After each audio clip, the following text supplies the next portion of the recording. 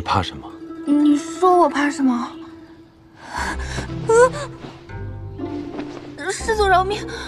我真的受不了了。不饶。怎么？不喜欢？不喜欢。看来你这次受伤还真挺严重的，连真言之势都失灵了。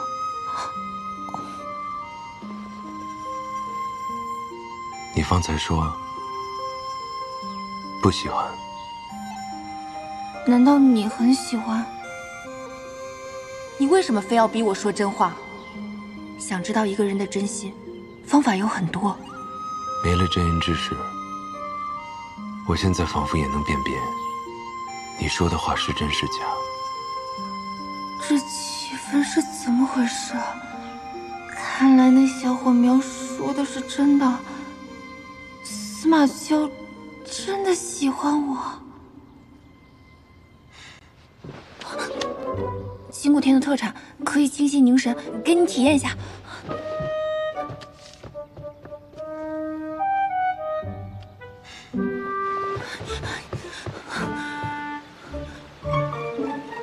这人哪像刚受过重伤的样子？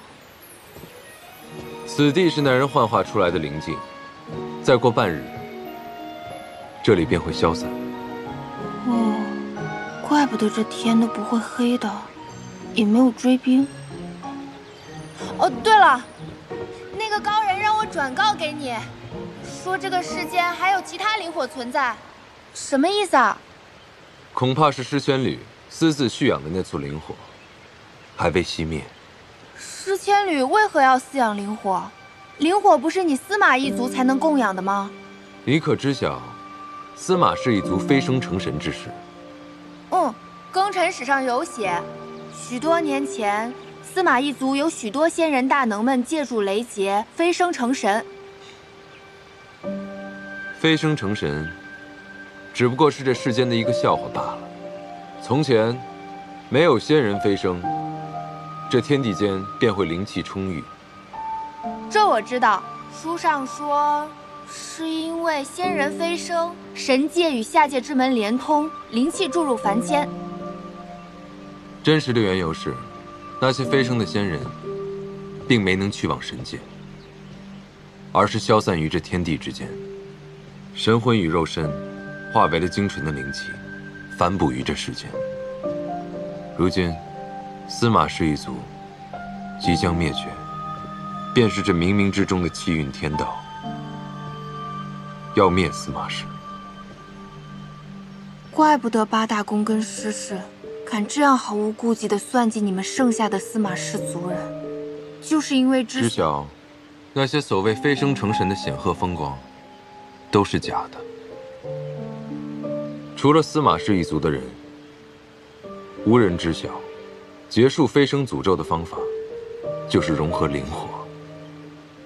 啊，这种惊天大秘密你就告诉我了？对你何须要有秘密？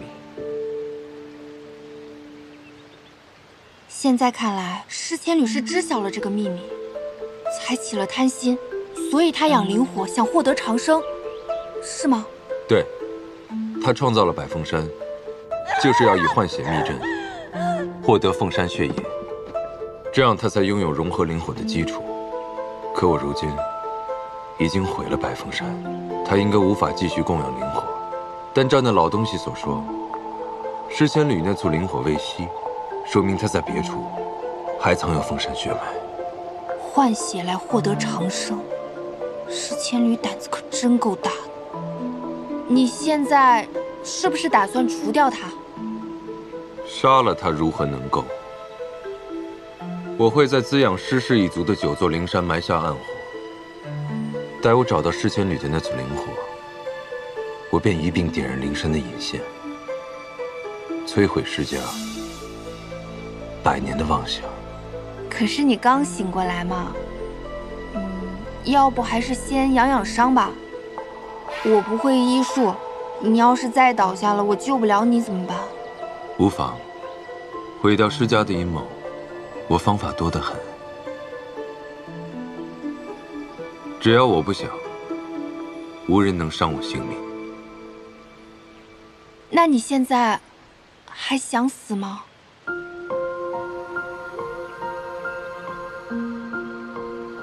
你费那么大力气救我，我便活着吧。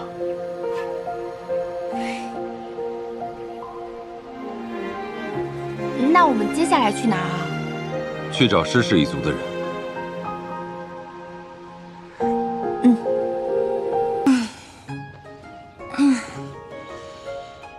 这么舒服的员工宿舍，上哪儿找啊？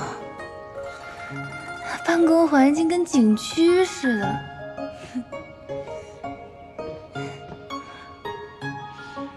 有这等美貌，要是梳个美美的发髻，换个漂亮的衣服就好了。这么贴心的吗？这些都是给我的吗？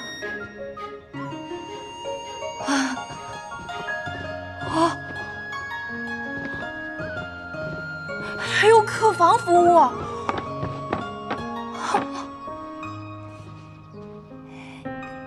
这傀儡人不就是机器人吗？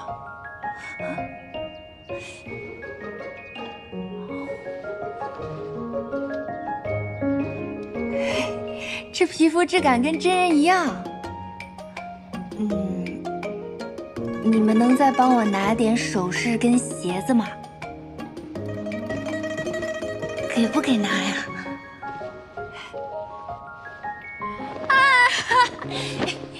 终于明白什么叫快活似神仙啦！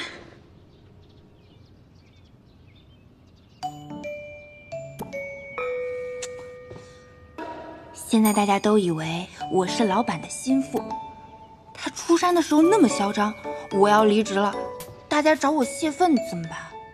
而且师祖他虽然有的时候看起来精神不太好吧，但他对我还是挺好的，他救了我那么多次，再说我还要靠他给我镇痛呢。我还是先不要想离职的事儿了。师祖，您怎么来了？跟我走。好。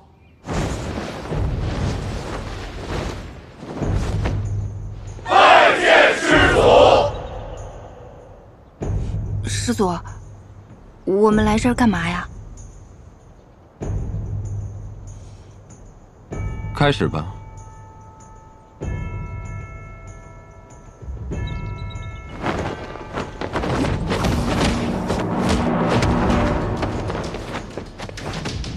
这就是修仙世界的比武啊！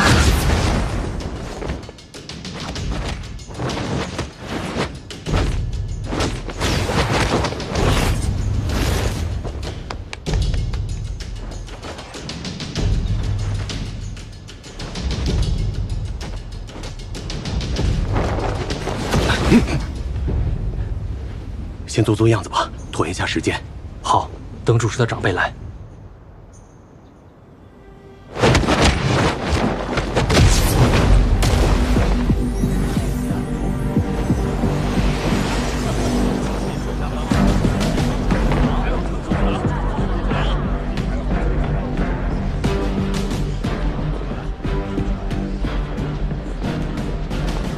师祖。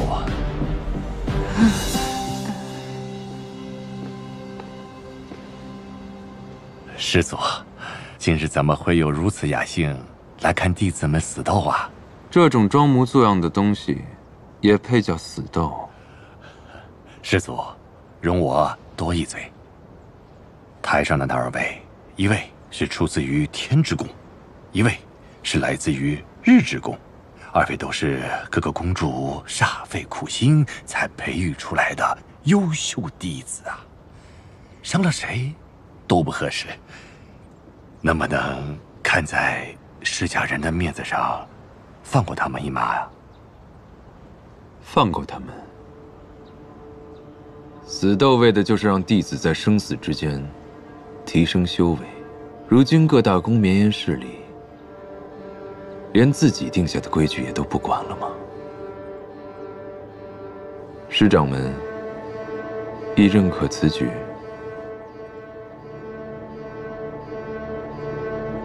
仙府竟然还有这种传统！既然师祖发话了，你们便认真死斗，不可敷衍了事。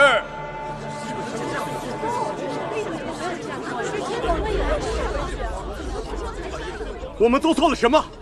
不过是同门师兄弟留有余地而已。就是，滥杀无辜，有违道义。我们比试是为了互相切磋，提升修为，为什么非要赌上性命？就是啊，这不是你们八大宫自己定下的规矩吗？现在反倒说别人是恶人。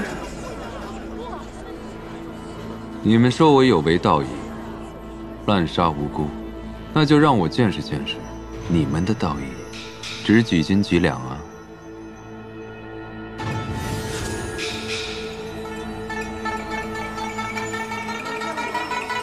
这是什么？这好像是血凝花。当真？这就是传说中的血凝花吗？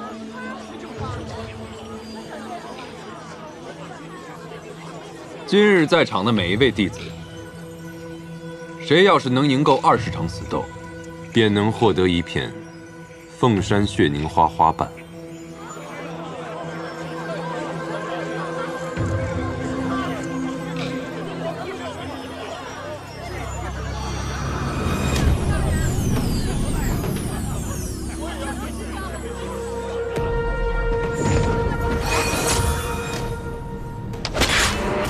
师弟，得罪了。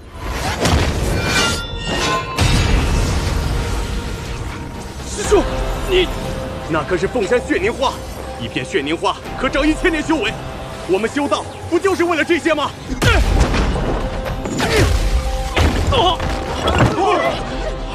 就为一片花瓣争得你死我活，八大宫的公主们对此也无动于衷，就这么冷眼旁观吗？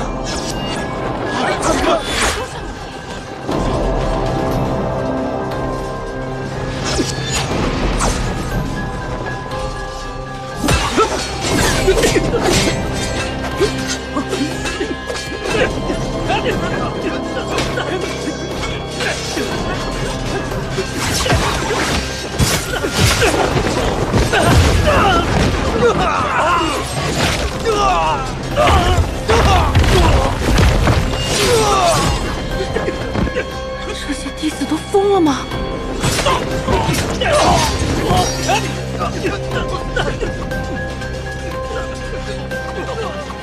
不过是比试，他们怎么自相残杀？跟刚才客客气气的完全是两拨人。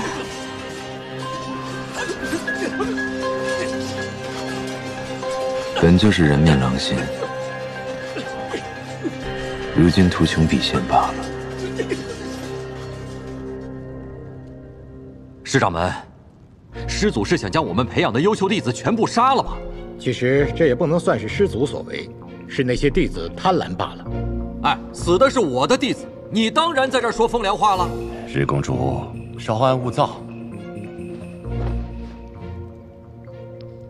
真是没想到，当初一个小小的孩童，却变成今天这个样子。今日的死斗，只怕是师祖给诸位的一个警告啊！师掌门，你是八宫之首，又是师祖的心腹，你可千万不能让他再这么放纵下去啊！师掌门，我们可都仰仗你了。好，诸位放心，师某定当会全力的安抚。只是师祖刚刚出山，气还在头上，只要他做事不太过分，我们也就睁一只眼闭一只眼啊。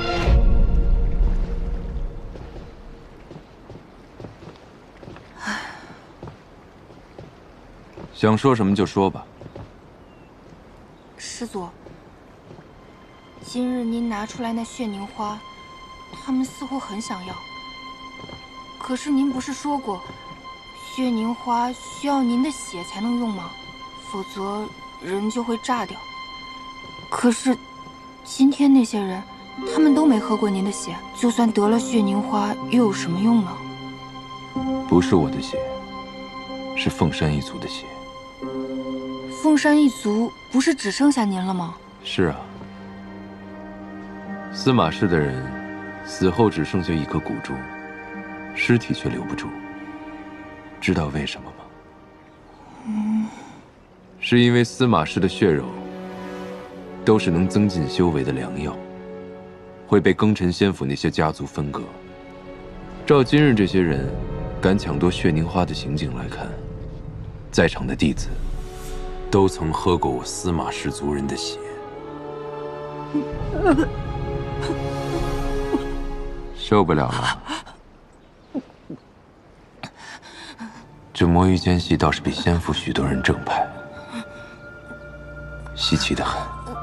算了，管他是哪里的。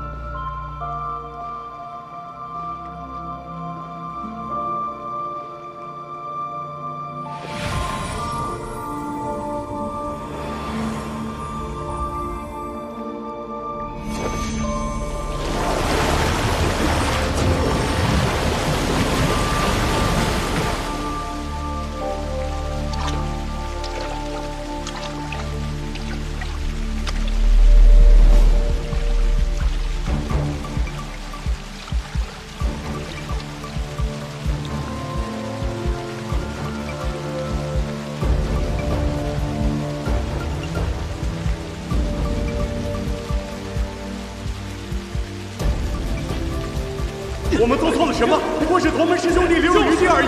有违道义，血凝花和张一千年修为，不就是为了这些吗？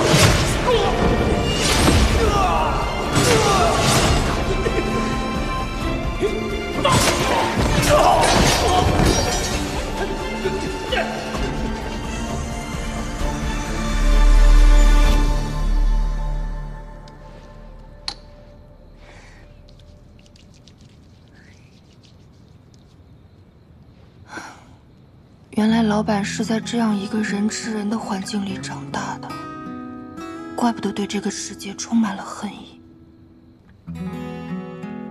那我作为老板的心腹，是不是应该去表表态，安慰安慰他呢？不行不行不行，廖廷琰廖廷琰，你就是一个咸鱼，靠躺平升职到这个份上已经很幸运了，不要自不量力好吗？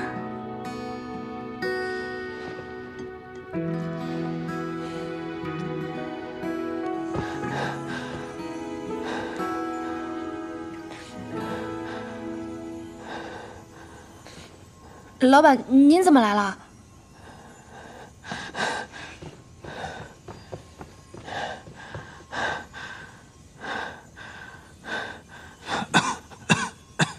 哦，我懂了，一定是灵火烧的您又烦躁了。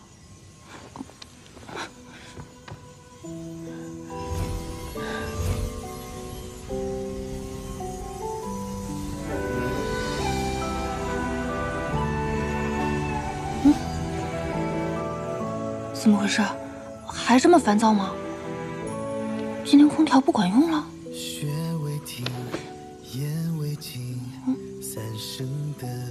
你去睡吧。这有点像老板还在加班，却跟我说你先下班一样，那么离谱。那我去睡了。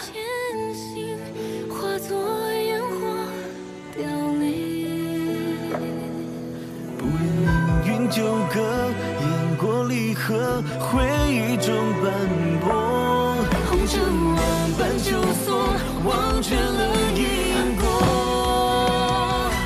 轮回到烈火，老板，你这样，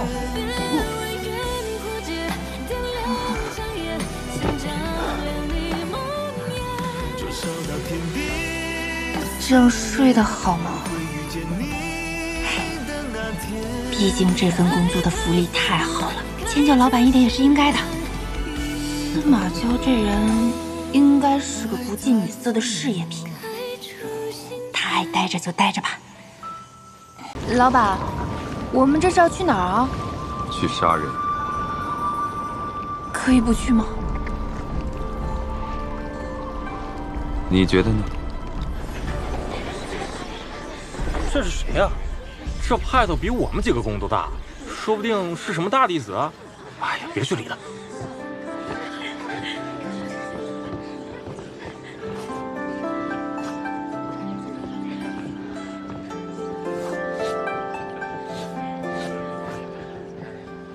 好香啊！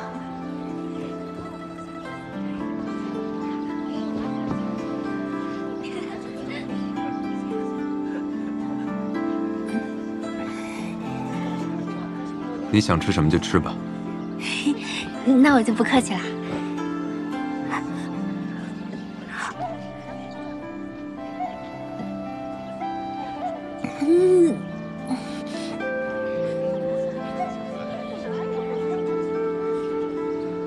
老板，您不是说咱们是去杀人吗？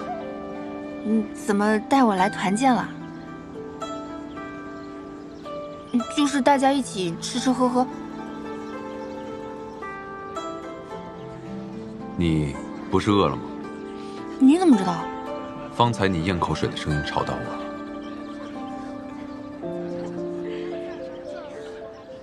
所以是因为我馋了，特意带我来吃东西的。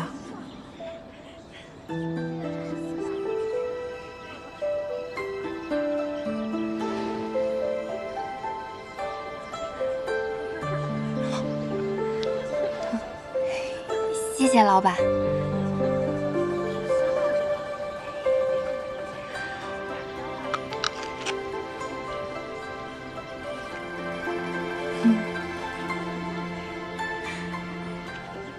原来祖宗还有体贴细心的人设啊！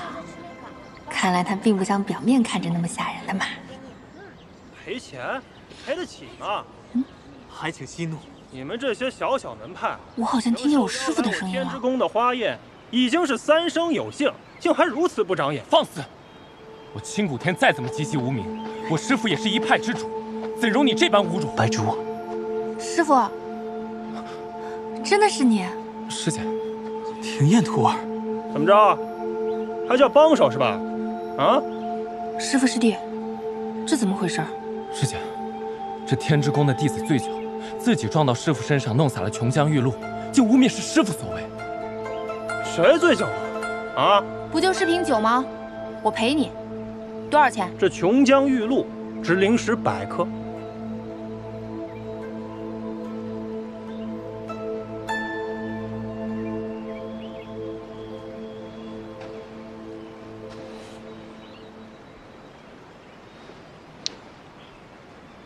我分去。满口胡言！你这小小混账弟子，耍我是吧？简直是找死！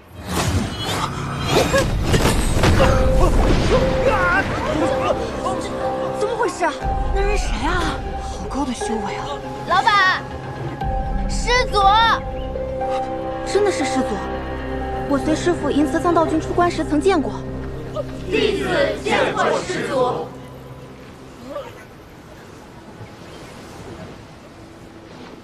庭砚徒儿，还不快办！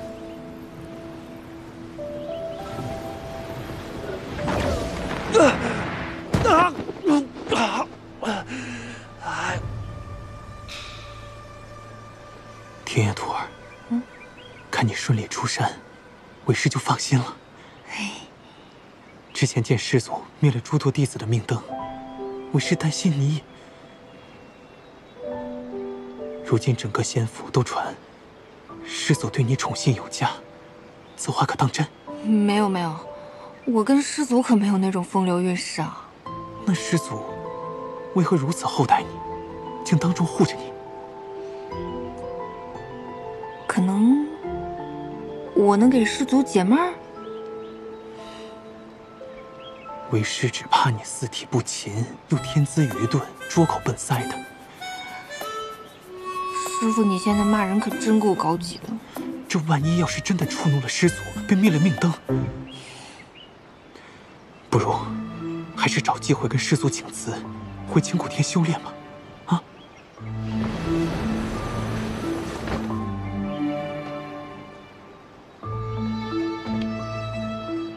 师祖。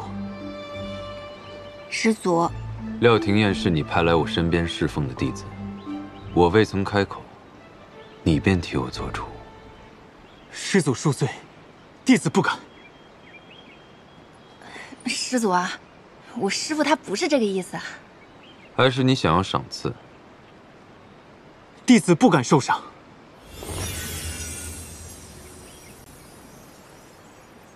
说吧，你要什么赏赐？弟子恳请师祖，若是廷彦徒儿有侍奉不周之时，请您宽宏大量，饶他一命。师父，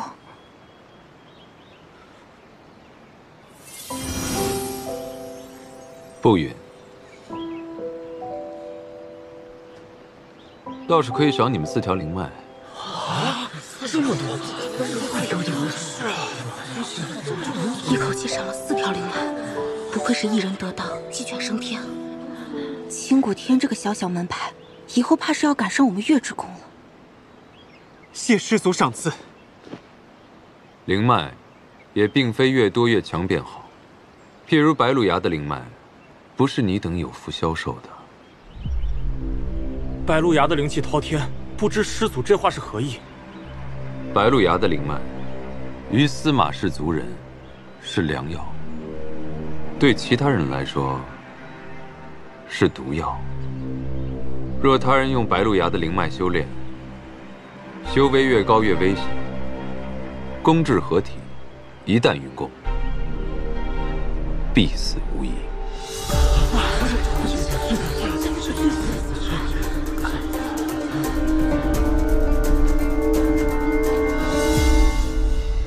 师父，你放心，师父才对我。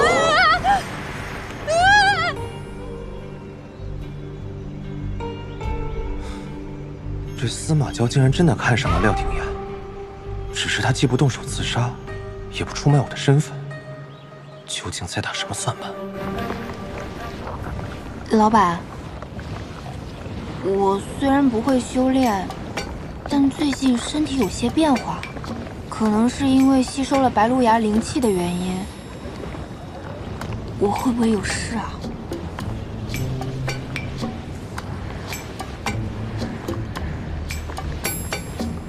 应该会吧。会。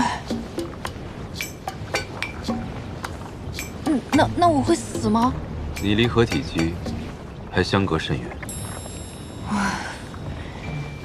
那就好，那就好。我没有什么修炼天赋的，看来人才也是一件好事。回去。老板，您刚刚不是说我们是去杀人的吗？是啊，可你方才吃了那么多，若是见我杀人呕了出来，岂不是坏了我的兴致？这是在关心我吗？刚刚在花宴上也是，不仅关心我，还关心职工家属。我现在总算是看清楚了，这祖宗是个妥妥的口嫌体正直，不应该叫司马娇，应该叫司马娇。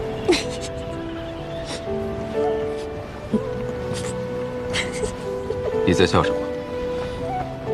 我在想，您对下属真的是关怀备至，体贴入微，我对您的感恩之心有。闭嘴。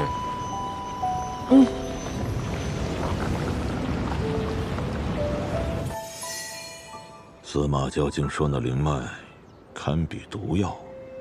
公主，您如今功成几许了？我昨日刚至合体。那您有运过功吗？幸好未曾。公主，有无可能司马娇是故意恫吓我们的？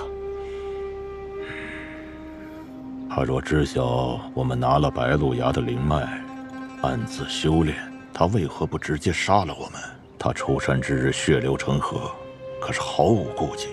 司马氏的血凝花，都需喝过凤山之血方可食用。白鹿崖的灵脉如此，也不足为奇。那公主，眼下我们应该如何应对啊？近来，宫中已有几名修为高的弟子步入炼虚，若此事为真，恐怕他们接下来也会有异样。我们是否去先提醒他们，今日先不要用灵脉修炼？不，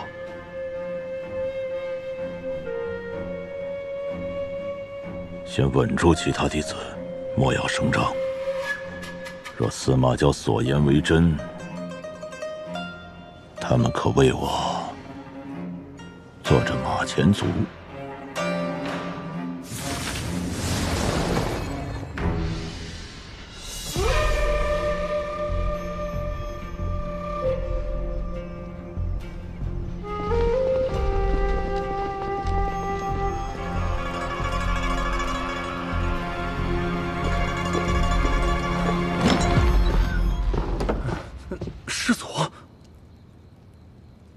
师祖，您怎么在这里？我正要去找公主。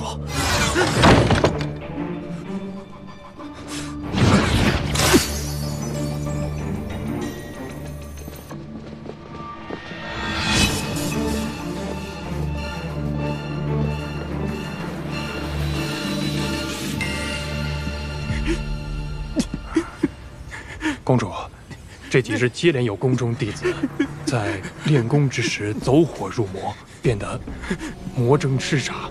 他们皆是我宫几百年来修为极高，已然修成炼虚的弟子啊！一直炼虚，下一步就是合体。看来司马娇说的没错，这可如何是好？不行，我去找师掌门。你这是干什么？师掌门，师氏世代侍奉师祖，恐怕如今只有你能救我。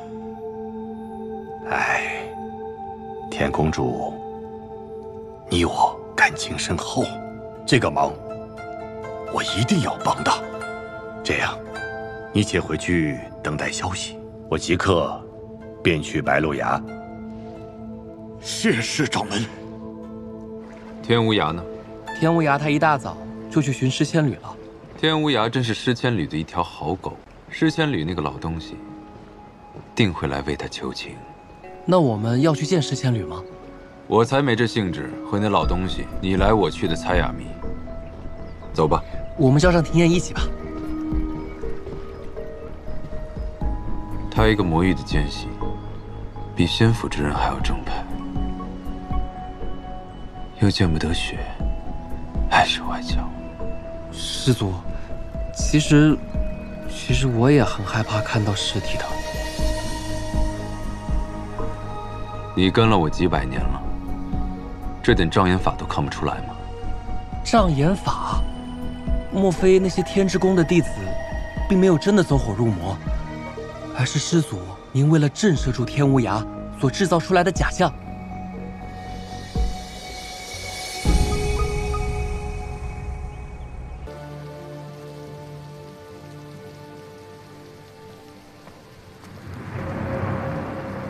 阁主，如何？桑琪还是不肯见我。确切地说，桑琪从金华宫带走宋宁熙尸身回去后，就再也没有见过任何人。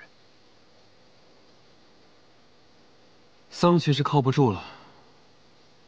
那日，苏宁真在星辰谷设下结界，我未能成功潜入，所以不知道里面发生了什么。照桑琪如今的情况来看，他们那天一定是聊到了很重要的事情，很可能是混沌珠的线索。那看来得阁主您亲自去一趟安域了。还有一事，谢雪晨和穆宣灵到了琼居岛，进了七凤陵，可要前去伏杀。七凤陵那地方精魅异兽横行，有进无出，有去无回。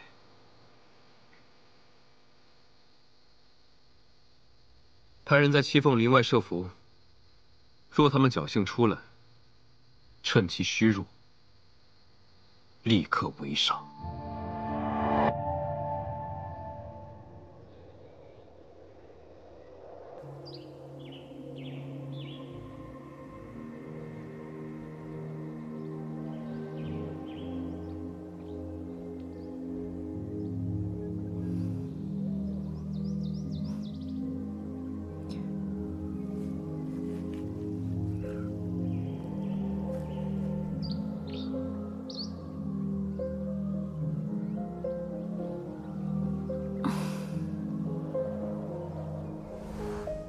你的心肠很硬，嘴唇确实很软。此处的花瓣很多，有2瓣是我种下的。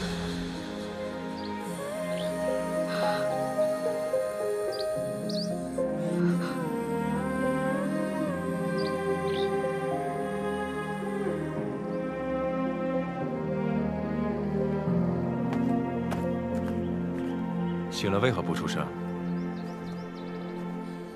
没力气起来吗？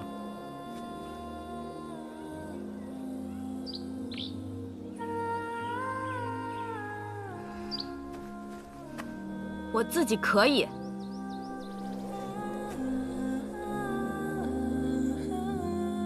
眼睛看得见了。你要干嘛？若是看不见，我可以背着你走啊。若是看得见，那要怎样？自然是要赶路了。你以为要怎样？我自己走。仙道败类，衣冠禽兽，人族之耻。3丈之内的距离，我还是能听到你在说什么的。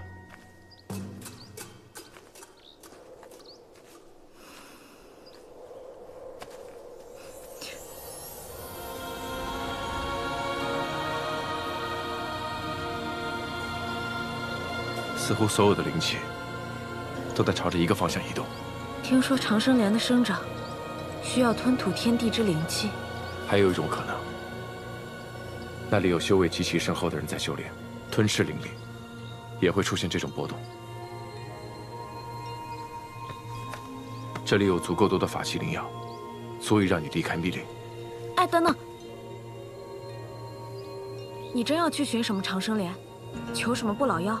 是比长生不老更重要的是，我已将1线牵的距离放长。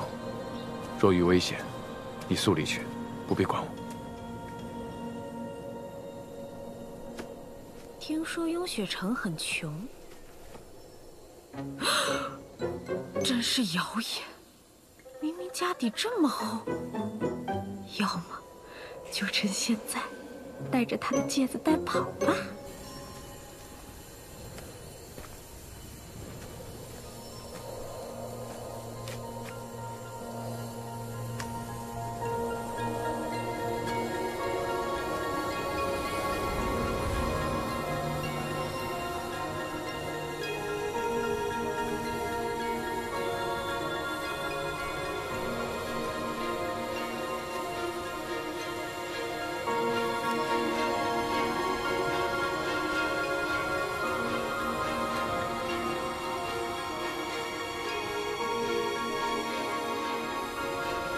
这就是无水之地。这池中的灵水，并非真正的水，而是灵气凝聚所化，难怪称为无水了。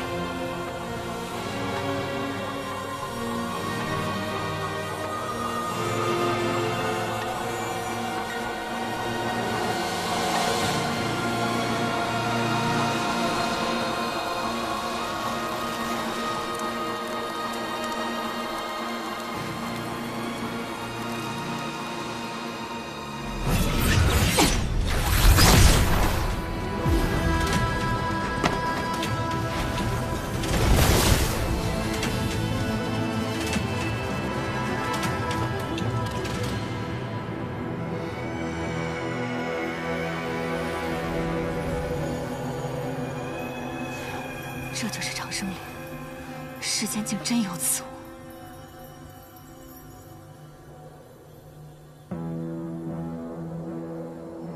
你是何人？竟敢来窥伺长生莲？在下谢雪尘，寻觅至此，并非为了长生莲，而是求莲心子一游。谢雪尘，没听说过。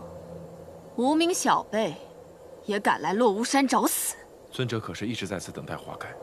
长生莲的珍贵之处，在于花瓣和根茎，在下无意相争，只求莲心子一游。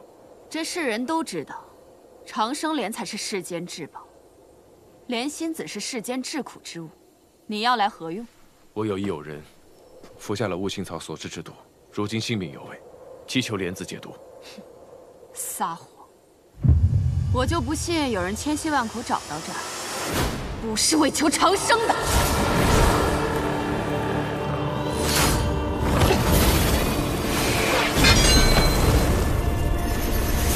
火凤法相，修为倒是不俗，可以在我手下多撑几招。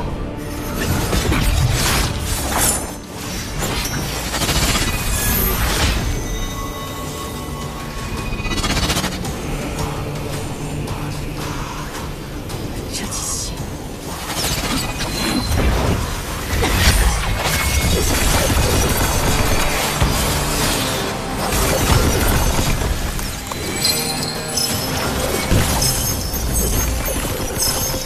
你怎么来了？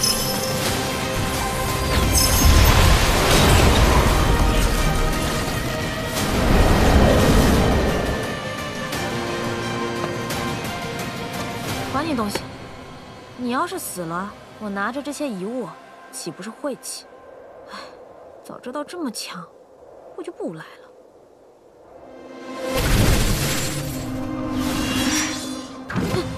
尊者，我们无意冒犯，何必咄咄逼人？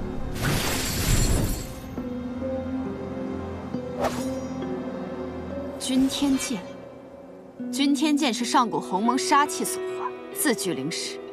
你究竟是何人，竟能得君天认主？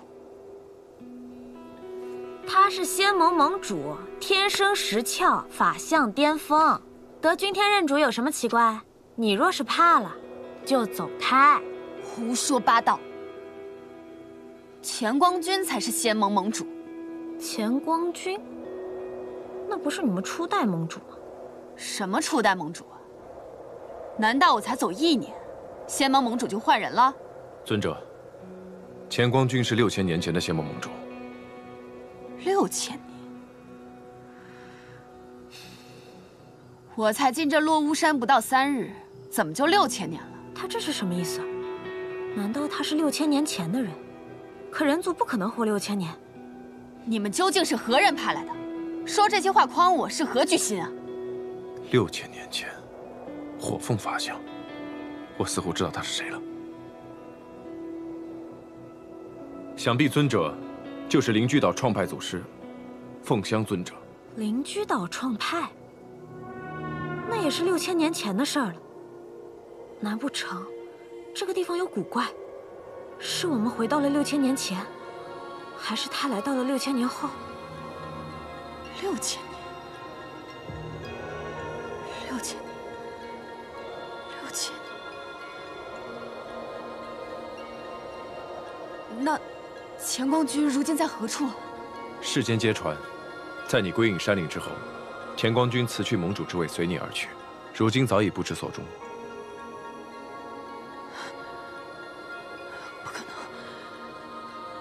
不可能！不可能！这不可能！不可能！骗人！骗人！你们骗人！怎么会？好像要发狂了。是法相崩毁之兆，走。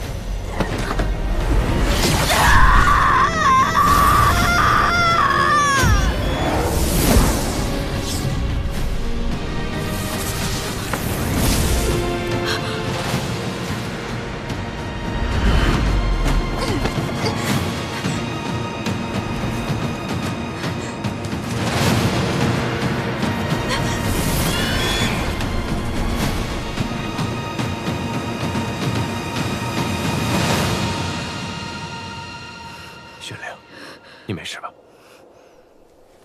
来，刚才是法相崩毁引起的爆炸，凤香可能已经陨落了。他的法相是只火凤，怪不得这里叫七凤岭。但人族之寿不长，他是6000年前的人，怎么可能活到现在？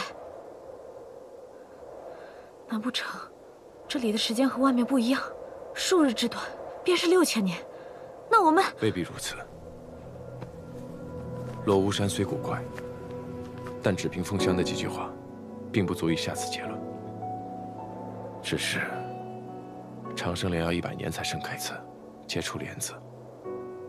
方才我去看的时候，长生莲并未长成熟。若要取得莲子，恐怕还需要再等上些时日。希望方才的爆炸没有伤及长生莲。原来你想要的是莲子，为什么非要得到它不可？你知不知道我们刚刚差点死在那里？我必须要得到莲子，这与我是性命攸关的大事。瞧你那紧张的样子，你要是在这里等个10年8年，我可不奉陪。我只怕我等不及。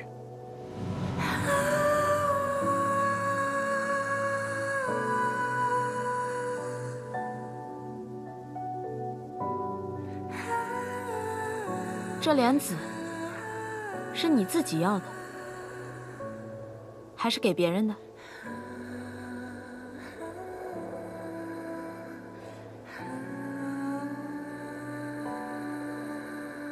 给别人的。多重要的人啊，值得你舍命去拼，还这样等不及，怕不是要死了吧？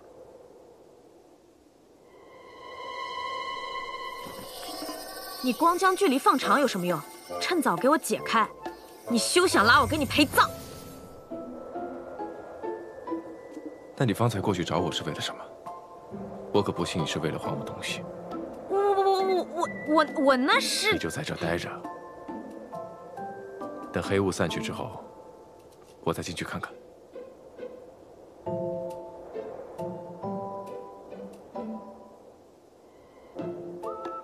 等黑雾散去，天都要黑了。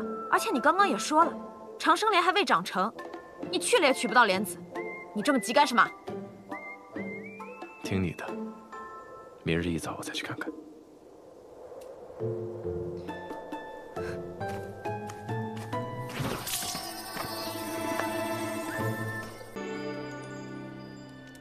还没睡啊？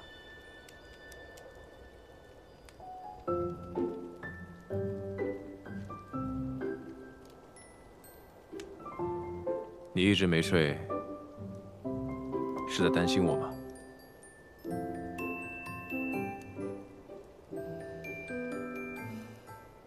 你少自作多情。我们势不两立，要不是有一线牵，我巴不得早点摆脱你。你放心吧，我没那么容易死。那我就更不放心了。经过今日凤香那一炸，最好长生莲也死得透透的，这样你死了心，我也不用陪你继续耗了。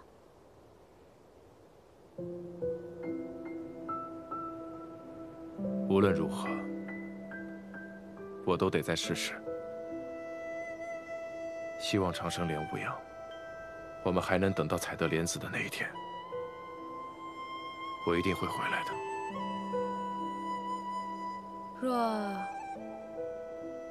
若你回不来呢？若是回不来，一线牵会自动消失，那时候你就自己回去吧。你早这么说不就好了吗？别的我又不想听。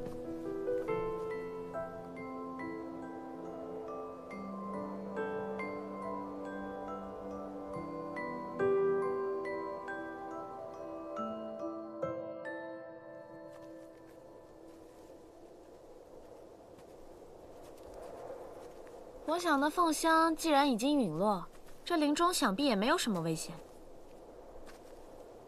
即便是有，我昨天也来过了，不差这一回。莫玄灵，一会儿要是遇到什么危险，你不必管我。那还用你说啊？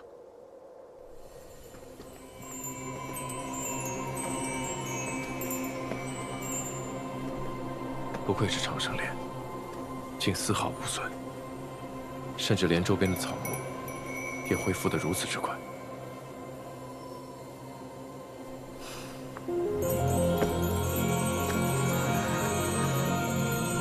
生莲。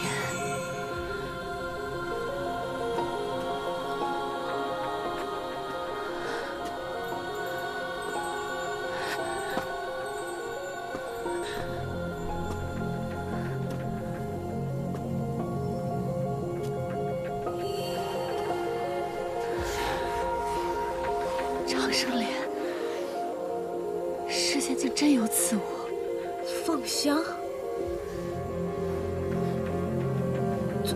尊者，你没事儿啊？你们是何人？我们昨日才见过，你不记得了？我还不至于连昨日的事情都不记得。长生莲，长生，你们是谁？是谁派来的？来此有何目的？难道凤香起死回生，与这长生莲有关？尊者，我们二人误入此地，不知那是何物。你们方才说，那是长生莲。能如此汲取天地之灵气，形成这无水之地，除了长生莲，不会再有其他。服下长生莲，便可以长生吗？即使之前受过不可挽回的重伤，也可以复原。当然，长生莲可以助人长生，何况只是皮肉之伤。尊者已是法相之身，已教常人长寿许多，何必追求长生呢？长生久视，乃修道者毕生所求。若有足够的时间，便有可能突破法相巅峰，到达另一重境界。更何况，我时间也不多了。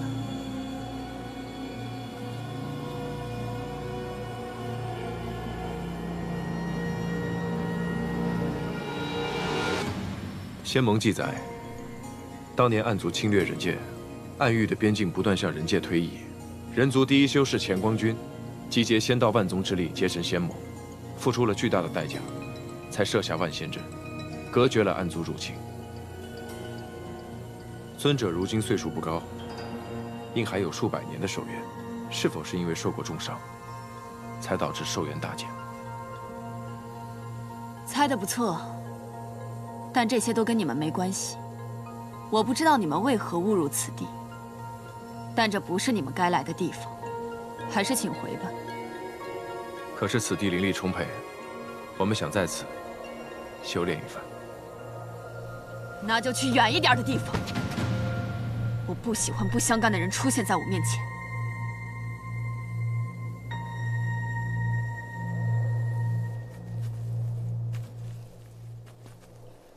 你是不是怀疑凤香昨日死而复生，又活了6000年之久，是因为她吃了长生莲？可是她为什么对昨日之事一点也不记得？我也不明白。也许这长生莲确实是有些古怪，而且我昨日见她之时，她也像是第一次见到长生莲一样。我甚至有一种猜想，或许是她出过什么意外，导致寿元大损。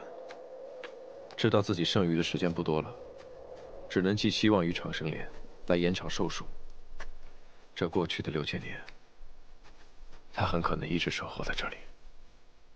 也就是说，他明明已经得到了长生，却一点也不知道，以为自己还要守候长生莲开花。若果真如此，他很可能曾多次来取过长生莲。如果有无用的莲心思被他留下来的话，那我们就不用再等到长生莲成熟，也不用再害怕来不及了。那你现在要怎么办嘛？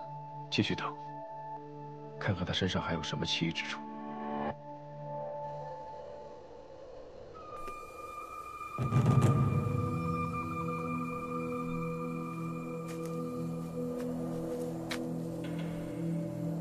他还在。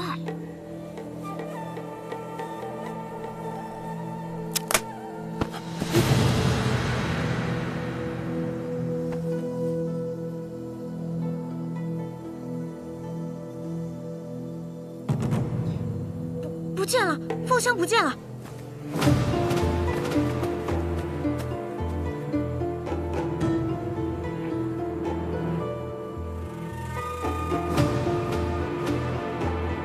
他怎么会凭空消失呢？是越来越诡异了。日落了，凤香若还在的话，周围的灵物一定会随它波动。看来它已经不在此处了。但它一定还在不远的地方，这样，他才能明日一早来这里寻长生莲。要想弄清楚这一切，必须得找到它才行。也许在它夜间栖息之地，能找到莲心子。我去找凤香的气息，你回我们原来的山洞等我。哎，凭什么？我都在你身边跟了一天了，到了要揭秘的时候，你就翻脸不认人了？我的目力又不比你差，就算天黑，我也不怕。我是担心。你担心什么啊？这事儿现在到了这个地步，我是非知道不可。你休想将我排除在外。好，那我们一起去看看。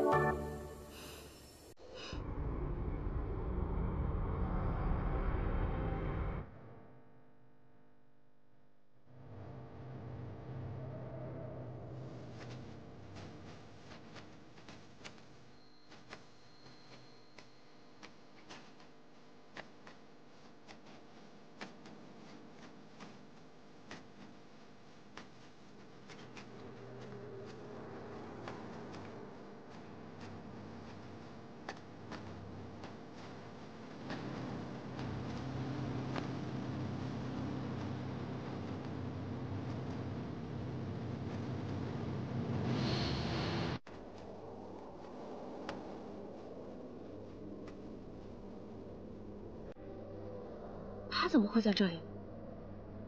我们再靠近一些。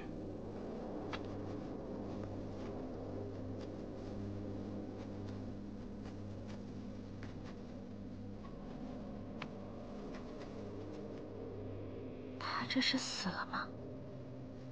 他只是气息微弱，天亮后便会醒来。那他现在这样毫无防备，岂不是会很危险？但即使他死了，明天依然会活过来，不是吗？如果还有莲子，会放在哪里？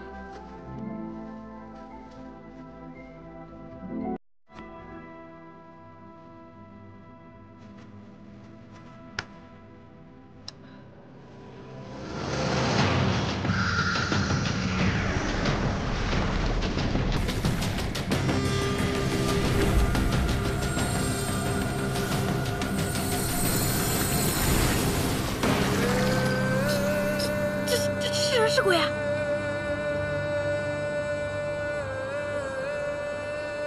乾光君，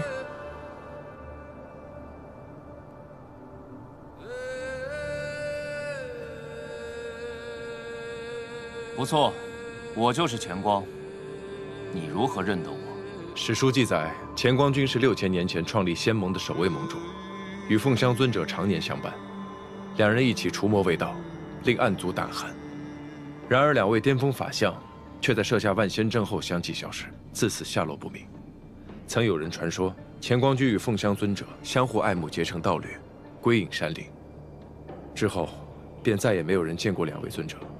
我见到凤香尊者之后，心中便有此猜测，没想到，竟成了现实。已经6000年了。若不是你们出现，我都忘记今夕是何夕了。前辈，为何您与凤香尊者会被困在这落无山6000年？而且凤香尊者似乎进入一个循环，这都是因为长生莲的缘故吗？你的直觉很强，猜测已经是实。凤香每一日日出之时，都会在这里醒来；日落之时，又会失去所有的意识和记忆，回到这里，然后再从这里开始重复前一日。所以，他能活6000年，但这6000年对他来说只有1日。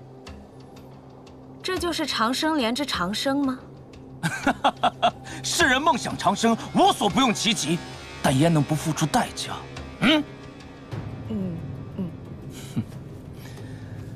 我与凤香之前也曾遇到过一个前来抢夺混沌珠的邪修，那人看似年轻俊秀，却自称是修习了一门吸取他人神魂的邪术，才换取了长久之寿。世上竟有人为了混沌珠修习这等邪术，渴望通过长生莲实现长生，所付出的代价也是极大的。当初凤香服下长生莲之后，并未获得长生，而是先进入了一个法禁之地。那里除了有一道漫长的高梯之外，别无他物。修道者神窍被封，必须以肉体之力硬扛住38000道罡风的吹袭，走到高梯尽头。修为在法相之下者，若是沾染一丝罡风，便会化为灰烬。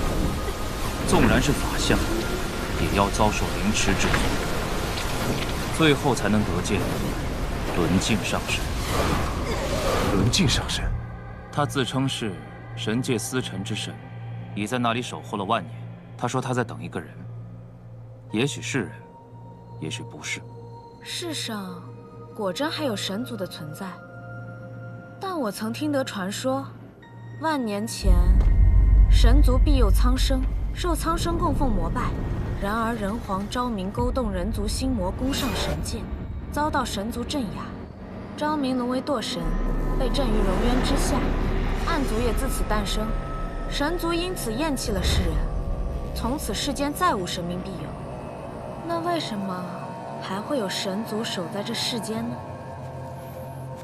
我见到他时，他神力非凡。若他不是神族，还会是什么？是他告诉我，凤香在此服下了长生莲，忍受千刀万剐之痛，才见到了他。轮镜上神称自己是个善良的神，无论是谁走到他面前，无论是谁走到本君面前，都可许下一个愿望，本君会帮他完成此愿。只是你该知道，天命自有定数，愿望若是超出本分，天命必会让他偿还，这便是愿望的代价。超出本分越多，代价越大，你可明白？我明白。或许可以长生9世，身心不老。你的愿望若实现，不论今后发生何事，都永不可将它撤回，所付出的代价也无法改变。你明白吗？我明白，我明白。自此之后，凤香的生命便永远停留在了那一日。轮镜上神的所在，只对一人开放一次，即便他日后吃再多的长生莲，也无补于事。长生9世本就是神族的权柄，是人族不该觊觎的奢望。这样的长生，便是一种惩罚，也是凤香所付出的代价。可乾光君也存在了6000年，所以你也向轮镜上神许愿了。你很聪明，不错。我在他离开的第2年，寻遍天下，终于在这里找到了他。那时他已经陷入轮回，我曾试图带他离开，可只要这金乌一落下，他还是会回到这里。我也曾日复一日的在此陪伴了他100年36000多个日夜，可他每天醒来，记忆都会被重置，不再记得前一天的事。人族寿数有限，我的阳寿终会耗尽，我怕独留他一人孤零零的在这世上，于是，我便在长生莲再度成熟时，服下了它。终于，见到了轮镜上神。